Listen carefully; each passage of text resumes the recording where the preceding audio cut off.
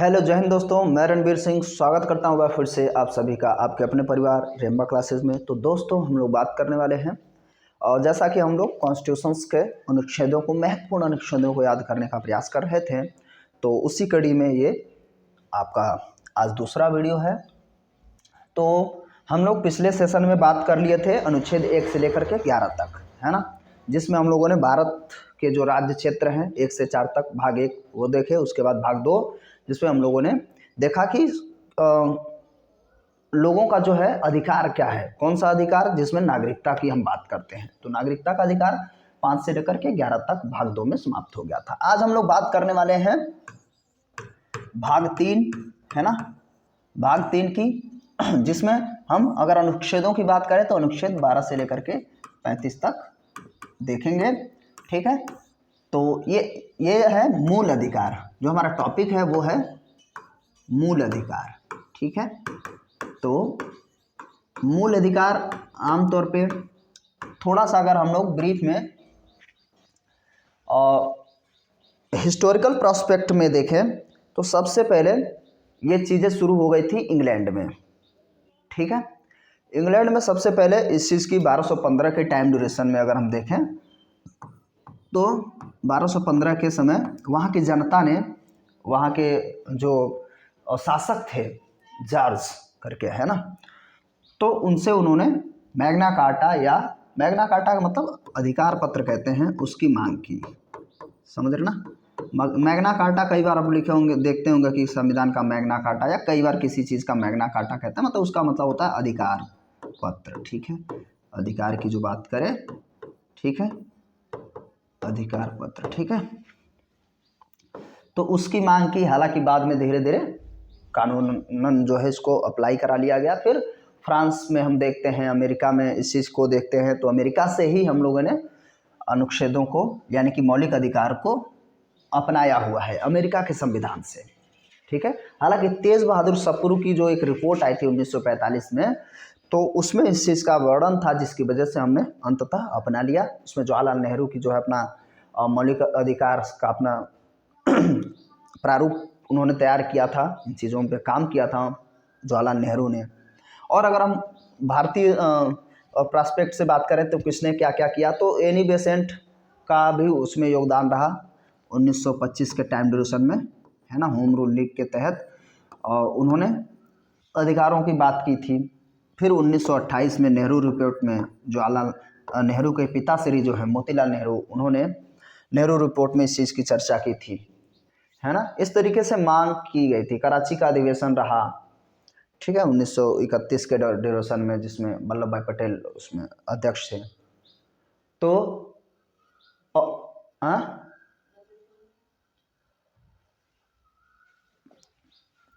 उसके बाद हम बात करेंगे हालांकि हम देखते हैं 1935 के जो भारत शासन अधिनियम आता है अंग्रेजों के द्वारा लाया गया, जो आमतौर पर संविधान की जननी कही जाती है, उसमें इस चीज़ का प्रावधान नहीं था, अर्थात मौलिक अधिकार का प्रावधान नहीं था। ठीक है, बाद में चीज़ें फिर हम संविधान अपने, तो हम संविधान में जोड़े हैं ना, कि संविधान जब हमारा बन गया था तब की बात है। तो अंततः जो लास्टली जो रिपोर्ट रही वो उसमें जो है तेज बहादुर सप्रू की ही रही 1945 के टाइम ड्यूरेशन में, तब जा करके संविधान में मौलिक अधिकार को शामिल किया गया था। हाँ, ये जरूर ध्यान रखेंगे नेहरू लाल का इसमें बहुत ज़्यादा योगदान रहा, उन्होंने पूरा प्रारूप तैयार किया, तो अधिकार, मौलिक अधिकारों से संबंधित उनके जो है अपने काम ठीक ठाक रहे। तो ठीक है, इतना ज़्यादा अब अंदर जाने की ज़रूरत नहीं है। हम लोग अब आप आते हैं अनुच्छेदों को याद करने का प्रयास करते हैं। तो सबसे पहले इसको भी अलग अलग भागों में बांटा गया। शुरुआत में 7 भागों में डिवाइड किया गया था, हालांकि बाद में 1978 का जो संविधान संशोधन हुआ, 1978 का 44वां संविधान संशोधन, उसमें जो संपत्ति का अधिकार था उसको हटा दिया गया, है ना। संपत्ति के अधिकार को हटा करके 300A में जाकर के जोड़ दिया गया, संपत्ति का अनिवार्य अर्जन कर दिया गया। तो अब बाकी अब 6 ही आमतौर पे बचे हैं। तो 1978 इस तो टाइम ड्यूरेशन है, पूछ लेता कई बार संपत्ति के अधिकार को कब मूल अधिकार से हटा दिया गया था, तो इस समय काल में। ठीक है, तो अब बचे हैं, उसमें से हम देखते हैं समता का अधिकार, यानी कि क्षमता, फिर स्वतंत्रता, धार्मिक स्वतंत्रता, ये सब शिक्षण, तो ये अलग अलग क्राइटेरिया में बांटा गया है। फिर अंततः क्या होता है जिसमें हम अनुच्छेद 32 की बात करते हैं, है ना। तो फिलहाल आज अभी उतना ज़्यादा थोड़ा सा, क्योंकि ये दोबारा कुछ टेक्निकल एरर हो गया था, मैं इस चीज़ को फिर दोबारा, समय थोड़ा कम है, दोबारा रिकॉर्ड कर रहा हूँ, तो मैं आज सिर्फ समता तक ही बात करूँगा, है ना। लेकिन इससे क्वेश्चन बनता ही बनता है, ये ध्यान रखेंगे। समता का अधिकार, ठीक है, या समानता भी कह देता है। तो समता का अधिकार कहाँ से कहाँ तक रहेगा, यहाँ तक हम बात करेंगे। तो ये रहता है 14 से 18 तक। तो अभी बात यह है कि 12 से 35 तक था, तो भाई 12 और 13 कहाँ गए, तो 12 और 13 को हम लोग देख लेते हैं। तो देखिए अनुच्छेद 12 में परिभाषा है, बहुत कुछ नहीं है इसमें, कि मौलिक अधिकार क्या होते हैं, ये परिभाषा है।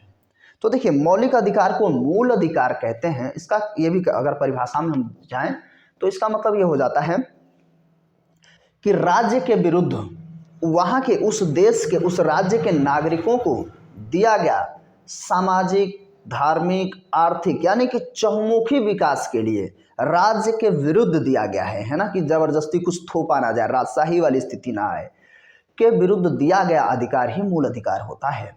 समझ रहे ना। इसमें धार्मिक, आर्थिक, सामाजिक सभी परिप्रेक्ष्य में जो नागरिक है उसका विकास होता है, तो वो अधिकार दिया गया है। अगर ध्यानपूर्वक आप अधिकारों को देखेंगे तो आपको समझ में आएगा कि कितनी बड़ी बात है ना। हालांकि किसी भी देश में दोनों चीज़ें परस्पर चलनी चाहिए, मौलिक अधिकार और मौलिक कर्तव्य, लेकिन हम लोग अपने संविधान बनाते समय अधिकार देना ही भूल गए। हालांकि बाद में स्वर्ण सिंह समिति आती है तो फिर 51 में संविधान संशोधन करके जोड़ा गया, तो उसकी बाद में हम चर्चा करेंगे। तो ये रहा परिभाषा। उसके बाद अनुच्छेद 13 में कहा गया है कि संविधान से असंगत जो चीज़ें हैं, असंगत या उनके अल्पीकरण से संबंधित जो चीज़ें हैं, तो उनको, जैसे असंगत की बात करें, अल्पीकरण करना, है ना, या करेक्शन करना, उसका अधिकार दिया गया है अनुच्छेद 13 में, ठीक है। तो ये दो चीज़ें पहले इस परिभाषा, और अगर उसमें कुछ चीज़ें, कुछ खामियां हैं, कुछ तकलीफ़ें हैं, तो उसको क्या कर दिया जाएगा, उसको अनुच्छेद 368 के तहत कहीं न कहीं वैलिड कर लिया जाएगा, है ना, जो संविधान संशोधन है। इसी के तहत तो हम 44वां संविधान संशोधन 1978 में देखते हैं, तो क्या किए थे, संपत्ति का अधिकार को हटा दिए। तो ये चीज़ें क्लियर हो गई। अब हम बात करेंगे अनुच्छेद 14 से। थोड़ा सा मैं चाह रहा हूँ कि थोड़ा जल्दी जल्दी बात कर ली जाए। 14 में, अनुच्छेद 14 की बात करें तो इसमें सबसे पहले ये बात किया गया है कि कानून के सामने सभी लोग समान हैं, ठीक है। तो कानून के समक्ष सभी लोग क्या हैं, बराबर हैं, ठीक है, समान है। बस पूरा नहीं लिखा करूंगा, बात आप समझ लीजिएगा, क्योंकि समानता ही तो चल रही है ना, समानता या समता का अधिकार ही तो चल रहा है। कानून के सामने सभी लोग बराबर हैं, ये हमारे अनुच्छेद आर्टिकल में या हमारे संविधान में वर्णित है। अनुच्छेद 15 में बात करें तो अनुच्छेद जो महत्वपूर्ण रहेगा वो मैं आपको देता जाऊंगा। हालांकि ये सारे जितने भी अधिकार हैं, कर्तव्य बहुत इंपॉर्टेंट है, तो कर्तव्य तो याद करना नहीं है, अधिकारों को थोड़ा देखना है, वो तो ऐसे एक ही है। तो 15 ये साफ साफ कहा गया है कि धर्म, जाति, लिंग इत्यादि के आधार पर भेदभाव नहीं किया जा सकता, है ना। तो भेदभाव को खत्म कर दिया गया। और भेदभाव कैसे, धर्म, जाति, लिंग, है ना, इस प्रकार से खत्म कर दिया गया। अभी इसके बाद तुरंत हम अगर 17 देखें तो जैसे आज अभी बहुत सारी चीज़ें कंट्रोवर्सी चलती रहती हैं, इत्यादि के आधार पर कोई भी भेदभाव नहीं किया जा सकता है, अनुच्छेद 15 कहता है। एक मूवी है आयुष्मान खुराना की, बड़ी बढ़िया, आर्टिकल 15 ही है, बहुत बेहतरीन मूवी है, ठीक है। उसके बाद हम 16 की बात कर लें। अनुच्छेद 16 में ये कहा गया है कि सभी लोग, है ना, सभी लोगों को समान अधिकार मिले, जैसे नौकरी पेशा इत्यादि के क्षेत्रों में, तो इन सभी में समान अधिकार की बात की जा रही है।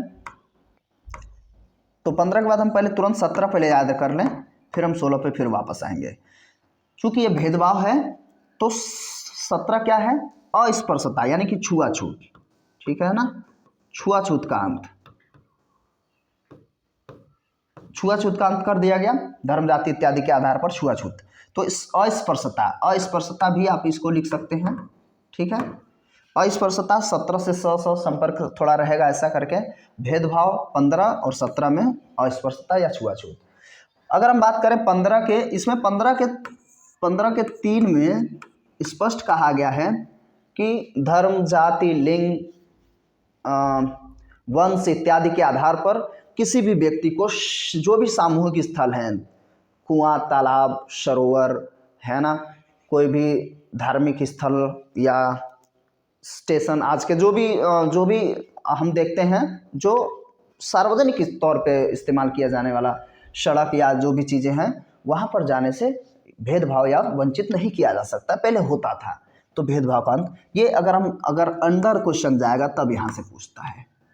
ठीक है, तो 15 के बाद 17 छुआछूत खत्म हो गया। अब हम बात करते हैं 16 में। इसमें कहा गया लोक नियोजन के समय, लोक नियोजन है ना, लोक नियोजन यानी वही बात है कि किसी भी काम के लिए सरकारी नौकरी इत्यादि में भी सबको समानता दी जाए। लोक नियोजन में सबको समान अवसर दिया जाए, है ना, समान अवसर दिया जाए कि भाई ये तुम ये, ऐसा कहा जाए कि अच्छा ये तुम ये कर सकते हो, ये वो नहीं कर सकते हो, ऐसा कुछ नहीं है। तो लोक नियोजन में, लोक नियोजन कार्यों में सबको जो है समान अवसर दिया जाएगा। तो 14 क्या हो गया, तो यहाँ तक हो गया। फिर एक बार और आगे बढ़ जाते हैं, अनुच्छेद 18 जो इसका आखिरी है उसको देख लेते हैं, इसको थोड़ा डिटेल्स में देख लेते हैं हम लोग। इसमें कह दिया गया था उपाधियों का अंत है। ठीक है, उपाधियों का अंत। ठीक है, देखिए पहले आमतौर पे ऐसा होता था कि उपाधियां, जैसे कोई भी व्यक्ति उपाधि ले लेता था, महाराजा धीराज, है ना, इस प्रकार से, या बहुत सारे लोग अपने नाम के आगे कुछ भी जोड़ लेते थे। नाम के आगे टाइटल जोड़ना वो क्या होता है, उपाधि होती है। जैसे उपाधियों का अंत कर दिया गया। अगर इसके हम क्लॉजेस के बारे में बात करेंगे तो उसमें 18A में या 1 में ये कहा गया है कि सेना, क्वेश्चन यहाँ से उठाता है, ध्यानपूर्वक समझिएगा, क्वेश्चन यहाँ से उठाता जरूर है, कह देगा सेना और शिक्षा के क्षेत्र में, जैसे शिक्षा को छोड़ करके बाकी सभी के मामले में उपाधियों का अंत कर दिया जाएगा। इन दोनों को छोड़ करके सेना में जैसे आप देखते हैं मेजर जनरल, लेफ्टिनेंट, है ना, कर्नल, ये सब जो होता है ये उपाधियां है ना, पहले नाम के आगे जोड़ी जाती हैं। शिक्षा में जैसे आप देखेंगे कई बार, जैसे डॉक्टर, आपने PhD कर लिया तो डॉक्टर की उपाधि मिल गई, तो ये है। तो ये चीज़ें, इन दोनों को छोड़ करके बाकी सभी जगहों पे आपका कोई भी उपाधि या टाइटल नहीं लगा सकते। ये 18(1) में कहा गया। अगर थोड़ा सा अंदर की बात हम करें तो उसी के तहत अगर हम 18(2) में चले जाएं तो उसमें कहा गया है कि कोई भी भारत का नागरिक, ये थोड़ा सा सुनते रहिएगा, थोड़ा जल्दी करने की कोशिश कर रहा हूँ, कोई भी भारत का नागरिक विदेशों से कोई भी उपाधि नहीं ले सकता है, विदेशों से कोई भी उपाधि नहीं ले सकता है बगैर राष्ट्रपति की अनुमति के। राष्ट्रपति अनुमति दे दे तो आप ले सकते हैं। उसी के तहत आगे अगर हम बात करें 3 में यह कहा गया है कि वही बात लेकिन लाभ पर रहने वाला व्यक्ति, कहने का मतलब सरकारी नौकरी, नेता हो, कुछ ऐसे पोस्ट पे हो जो सरकारी हो, तो लाभ के पद पर हो, है ना, वो नागरिक किसी भी बाहरी देश से, विदेशों से कोई भी उपाधि धारण नहीं कर सकता बगैर राष्ट्रपति के अनुमति के। राष्ट्रपति की अनुमति लगेगी, हर बार लगेगी, तब जाकर के आप कोई भी चीज़ उपाधि ले सकते हैं। 4 में कह दिया गया है कि वही बात, लाभ के पद पर वो व्यक्ति हो और वो बाहर से, अब यहाँ पे ये नहीं कह रहा है कि आप उपाधियाँ लें, वो कह रहा है कि आप वहाँ से कोई भी उपहार नहीं ले सकते, है ना, उपहार इत्यादि नहीं ले सकते हैं, समझ रहे ना। और छोटी छोटी सी माइनर चीज़ें हैं, इसमें आपको बहुत ज़्यादा दिमाग नहीं लगाना है, सबसे ज़्यादा महत्वपूर्ण ये है, बाकी ये तो है ही है, तो इतना ही ध्यान रखना है। ठीक है, तो फिलहाल इस वीडियो को हम लोग कोशिश करते हैं थोड़ा जल्दी में, समय का जो है जाना है, तो समय जो है आज बहुत विलम्ब हो गया, तो इसको हम लोग देख लेते हैं, वापस देख लीजिए। 14 में कानून के समक्ष सभी लोग समान रहेंगे, भेदभाव नहीं किया जाएगा लिंग, जात, धर्म इत्यादि के आधार पर, लोक नियोजन में सभी को समान अवसर दिया जाएगा, छुआछूत खत्म कर दिएगा, 18 में उपाधियों का अंत कर दिया गया, परिभाषा है असंगत या अल्पीकरण वाली चीज़ों का जो है समावेशन हो जाएगा। ठीक है, तो चलिए इस वीडियो में इतना ही, मिलते हैं तब तक के लिए नमस्कार, जय हिंद, जय भारत।